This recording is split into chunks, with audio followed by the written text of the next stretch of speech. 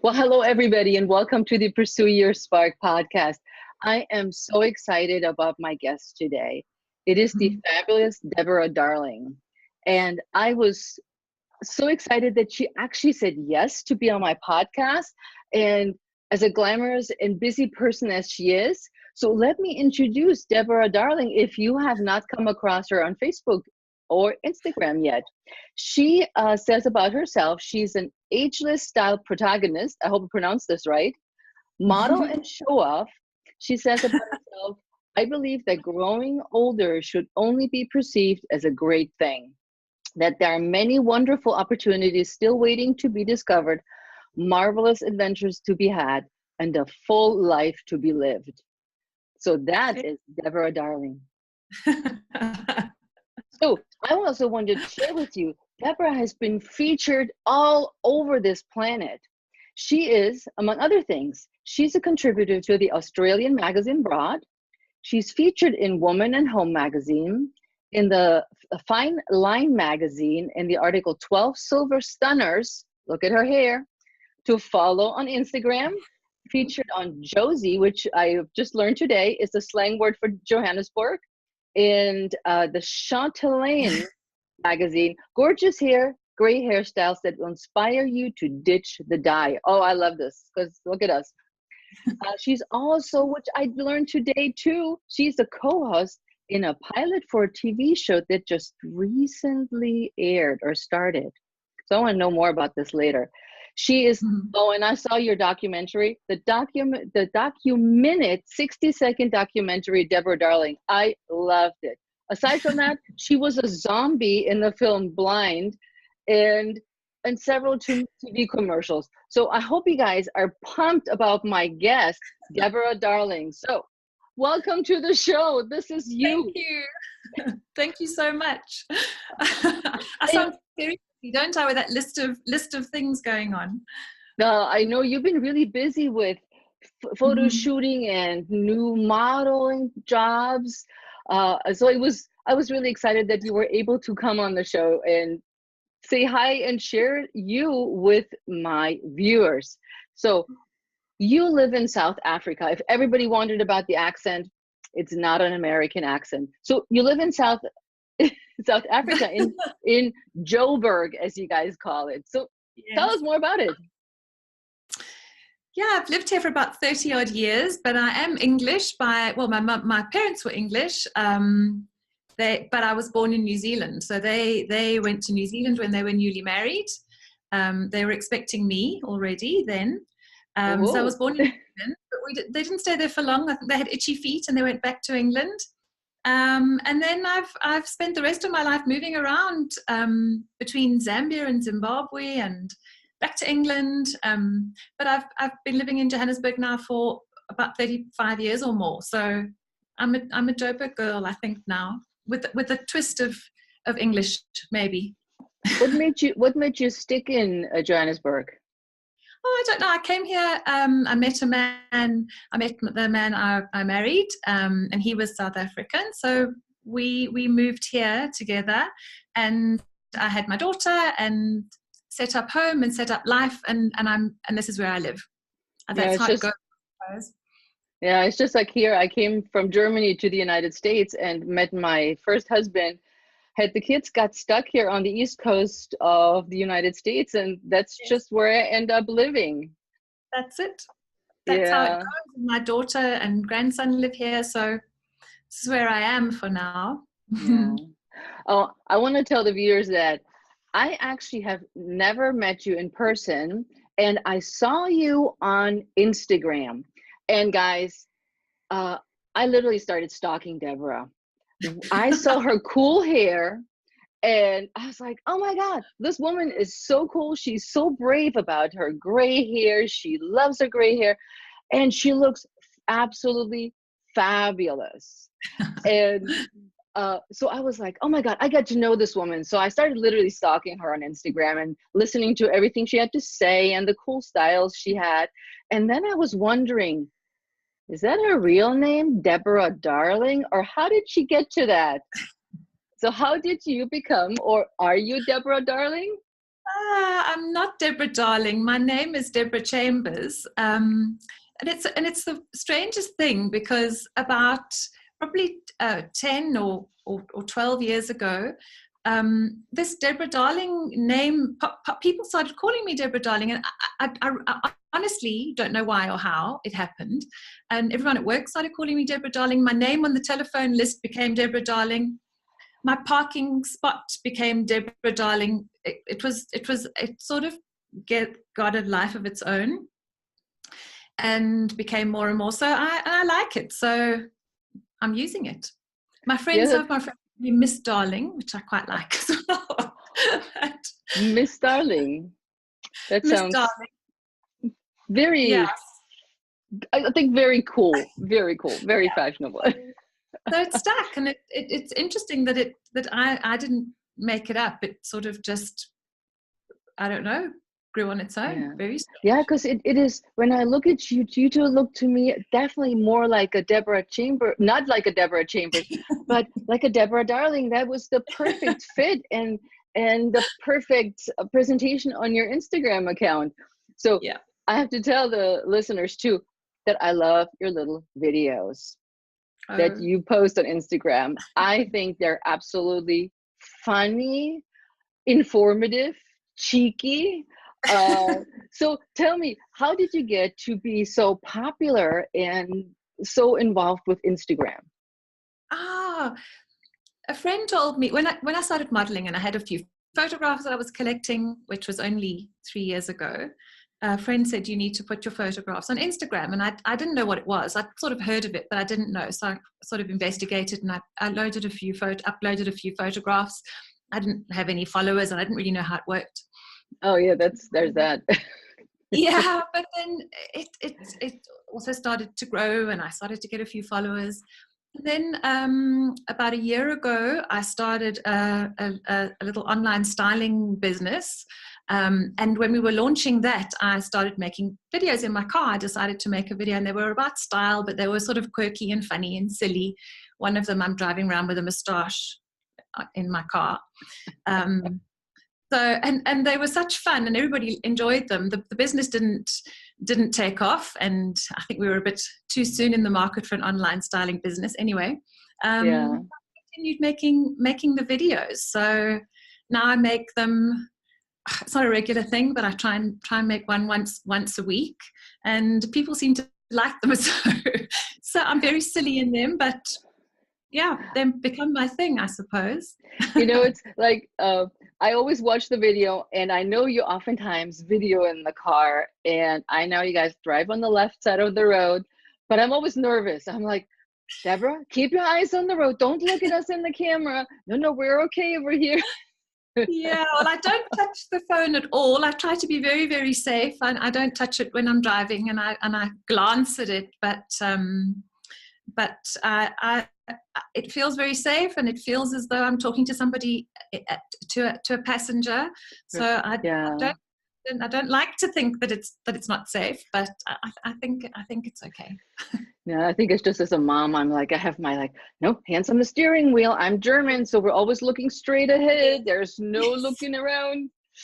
Because your little stories that you tell on Instagram, or the questions you ask, are so endearing, and so, like, you just drive down the street and you look at us, the viewer, and say, hey, you, I just wanted to ask you about this, or have you ever thought about that? And it just warms my heart. I just love it. And I said that before. Well, thank you. That's nice to hear, because sometimes it's just me being silly. So it's lovely that people enjoy my silliness. Don't you think too many people take themselves way too serious with their Instagram, and although you're styled, but that's part of you. It's not like you're making yourself up before you go on camera or on video, other than your modeling jobs. But you always look fabulous, and I did a little bit more today than I normally do, because I want to look good for you too.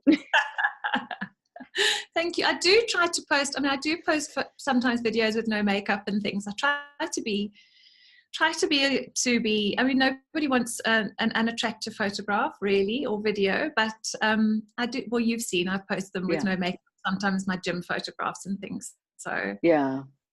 But I think, you know, when in our world of Instagram, where everybody wants to look glamorous, and I just had a conversation today with somebody who says, oh, my friend, before she gets any photos or anything on Instagram, she has to be styled, she has to have makeup, she has to have her hair done.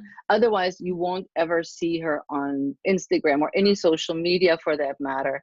And I know we're talking now a lot about that. We're not real on our social media. But you know what? With you, I feel that is you. That is, you're the hair, you're the makeup, you're glamorous. And swear to God, if I have my towel on my head and a glass of wine in my hand, I don't look glamorous. But to me, at least, it is so you, and it's not put on. That's what I think I'm trying to say. Oh, well, thank you. I do try to make sure I've got lipstick on before going in front of the camera, but I do try to keep it as real as possible. Yeah. So tell me about your modeling career. My little modeling career. Oh my God, there's this, I think this is such an incredible story. You shared that with me before, and I'm like, the listeners need to hear this, because we're no young chickens, and getting into modeling at our age, and we're not telling you guys how old we are. No, I don't mind. I'm happy to tell you my age. All right, there is Deborah. Yeah. Oh, do you want to know my age? Yeah, go for it. Yeah, 56, and I'll be 57 in December. You're the young chicken, because I'm already 57. I think it's important that we are. I think it's important to share our ages. I don't want to pretend to be younger than I am, so it's fine with me. Yeah. So tell us about modeling. I know you started modeling not too long ago. Yes. And how did that all happen? And it was about 3 years ago, and it was after my hair had turned silver that I started to get a lot of attention for my hair, and people would stop me in the street and ask me if they could take my photograph and talk to me about my hair. I mean, that happens now even. I get into conversations all the time with women saying, your hair looks great.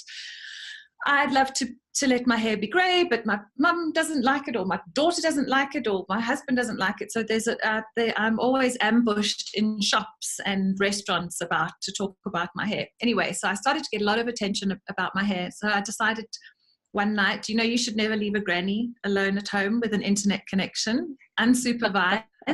So one night I sent some photographs off to I just Googled an agency and sent my photographs off, and they phoned me and said, come and see us, and sent me for a casting. I didn't know what to expect. I really didn't have a clue, and it was a TV commercial. I really wasn't even sure that it was that from the brief. I was completely, I'd never done anything like it before. So I went off to the casting. But they had me do a few things, and they cast me on my first casting. So I got my first advert, which is very lucky and very unusual. What was it? 3 years ago. It was a deodorant advert. And I was the reception, or the secretary, or showing somebody in. It was, but it was lots of fun. I loved it. From that moment, I loved it. I loved them doing my makeup and dressing me up and primping my hair. So I loved it. So I continued to do it, and I've been in quite a few ads now. It happens sometimes that I go out and people say, "Oh, you're the lady from the TV." So it's interesting. That was a good compliment. Yeah, people remember, even though it might just be a second or two, or a few seconds of your face. Yeah. So, but I enjoy it, and I've had quite a few different jobs, and some fashion shoots and some beauty shoots and TV commercials. So it's been fun. So it's been 3 years. I started when I was 53, but accidentally almost. Accidentally how? Well, accidentally, I've not sent my photographs off, not really expecting anything to come of it, I think. So it's like you send something into the universe and you go like, let's see what happens. What do I have to lose? Yes. The true spirit of an entrepreneur.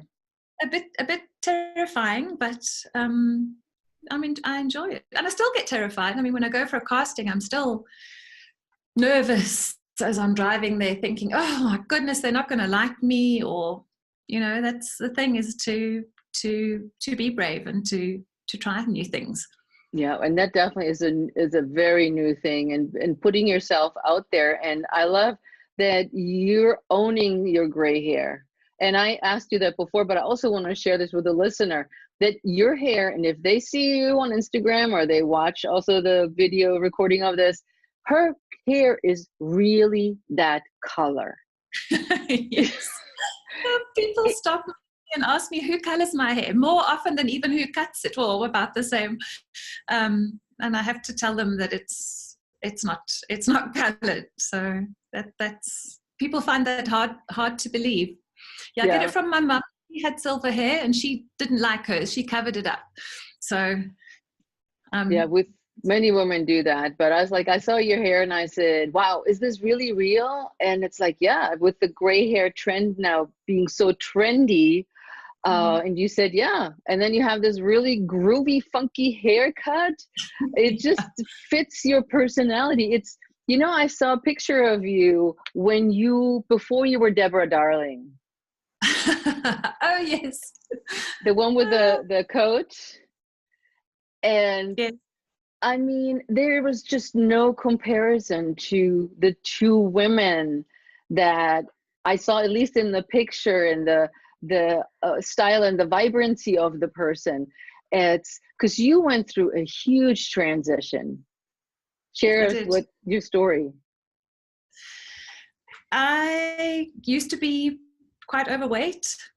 All my life, I was the classic yo-yo dieter, losing 5 or 10 kilos or more, and then putting it all back on again and more. That's the classic situation. And when I just leading up to my 50th birthday, I managed to at last get a handle on it, and I've been this weight for about 7 years now, and it's changed my life. I've become more active. I am a different person. I am a different person. I'm a healthier person. I am completely different, as you say, from the photograph. Yeah.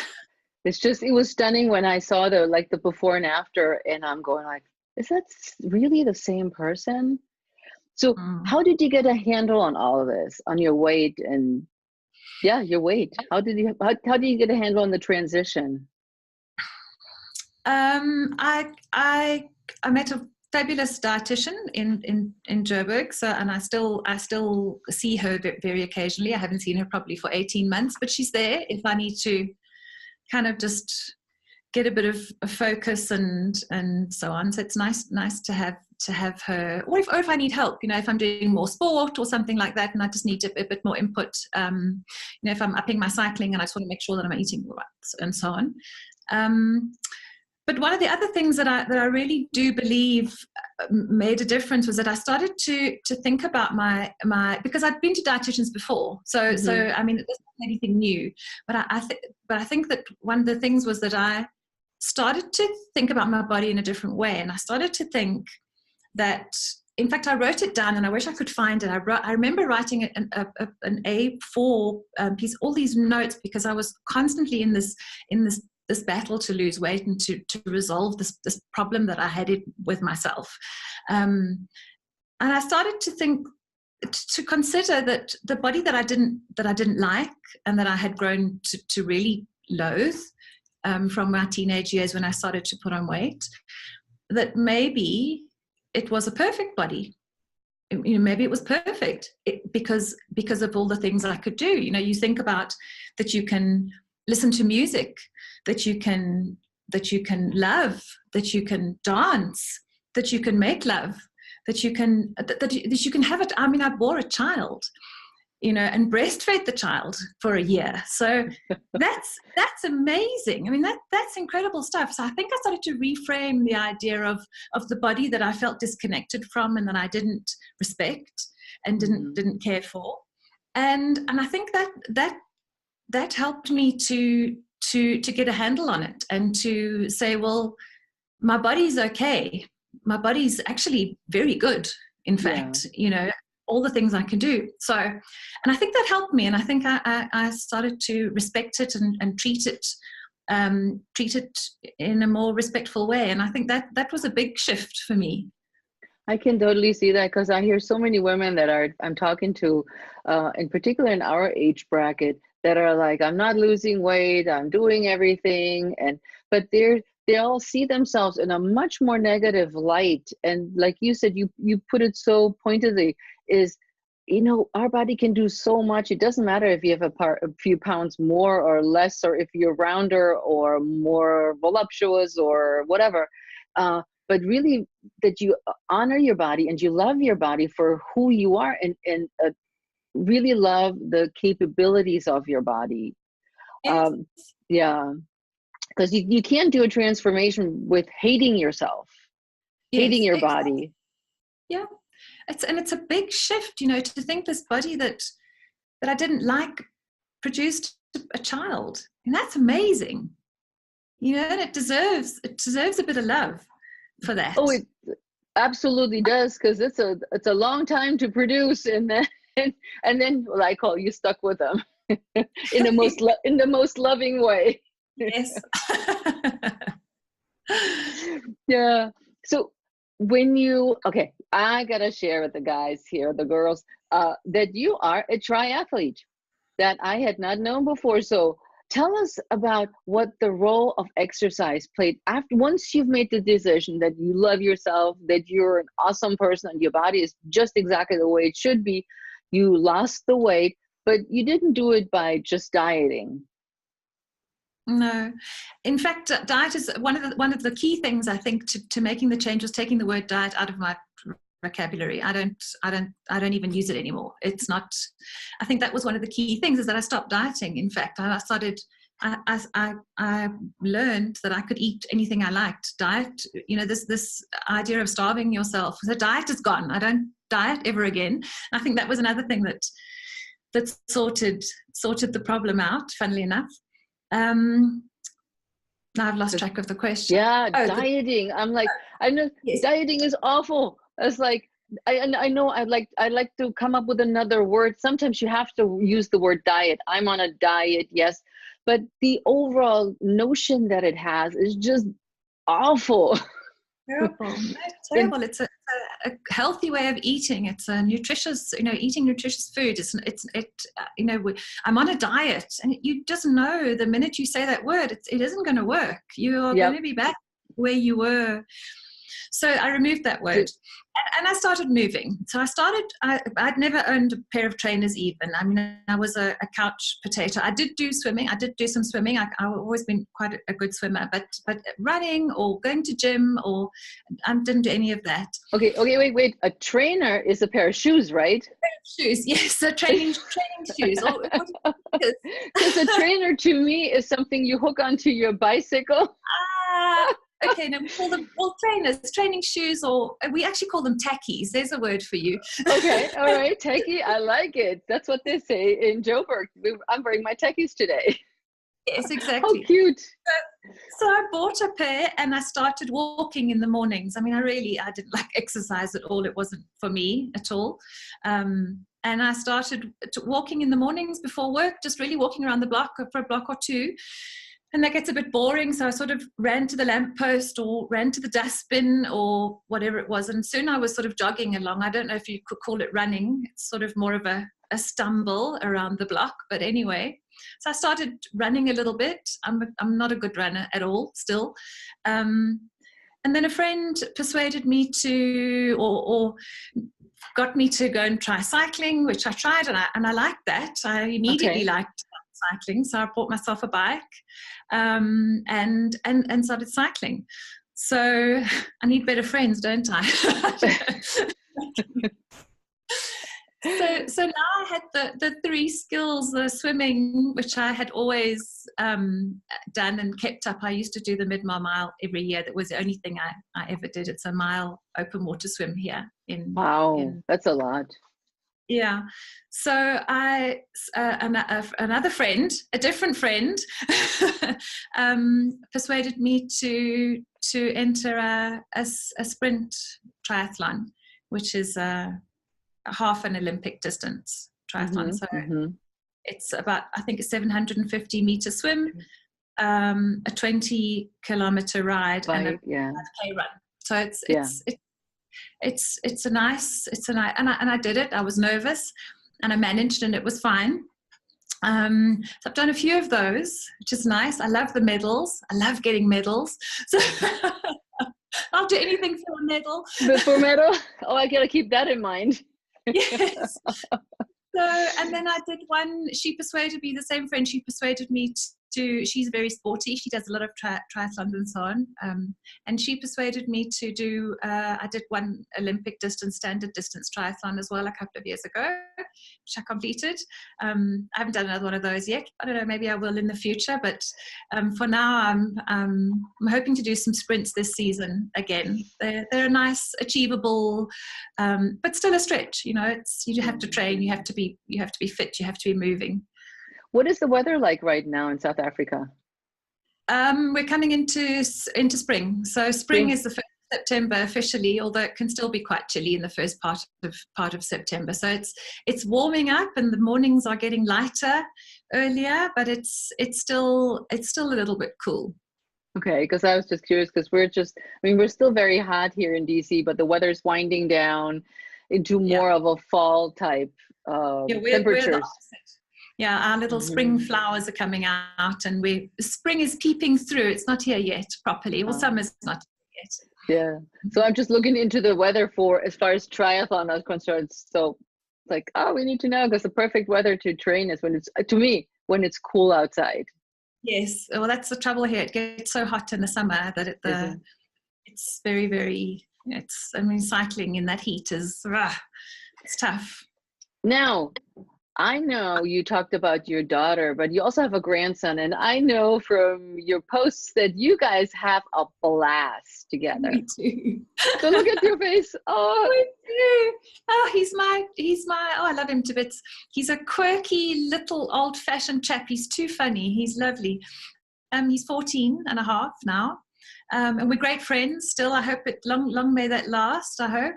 And we've started cycling together, so we cycle together on some Sundays, which is fun. I remember the helmet hair. And I was like, she's wearing a helmet here. I don't see a helmet. No, it was my band to keep my hair down. So he and I, Caleb, we have a lovely time together. He calls me the cool granny, so that's nice. I hope it lasts. Yeah. So it's so nice that both of your daughter and your son live so close to you, so you get to see much more of them and hang out with them. Yes. Yeah, which is my family lives in Germany, so we don't have that often. It's fun because my kids now also live on opposite side of the world. My son lives in San Francisco and my daughter in Belfast, Ireland. And we used to do things like that together. We would bike together, do triathlons together, or run together. I always cherish those times. Yes. Yeah. I feel very lucky that they are close to me. Yeah. But you can't guarantee it. You can't That's guarantee true. on the same continent. But for now. Yeah. Now, one of the things that you shared with me, which I do want to touch on here, is many of us are divorced at this age. I'm divorced, you've been divorced, and also many of us are now back in the dating scene. As we get older, all of us find it very difficult to find partners that we can relate to or that can relate to us in our stage of life, because we're not putting up with crap anymore like when we were younger. So I know that you got divorced and then you met somebody. Yes.